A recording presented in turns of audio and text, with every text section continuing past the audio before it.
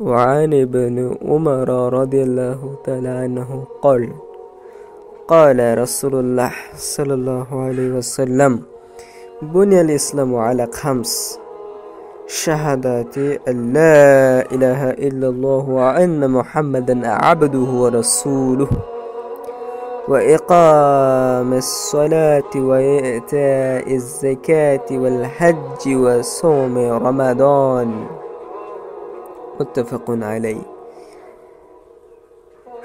ইবনে উমর রাদিয়াল্লাহু তাআলা আনহু হতে বর্ণিত, তিনি বলেন রাসূলুল্লাহ সাল্লাল্লাহু আলাইহি ওয়াসাল্লাম বলেছেন, 5টি স্তম্ভের উপর ইসলামের ভিত্তি স্থাপিত।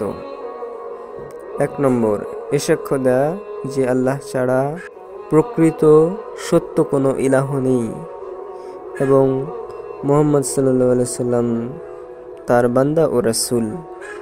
2 সালাত কায়েম করা। 3 যাকাত প্রদান করা। 4 হজ পালন করা এবং 5 রমজান মাসের সিয়াম পালন করা। বুখারী ও মুসলিম।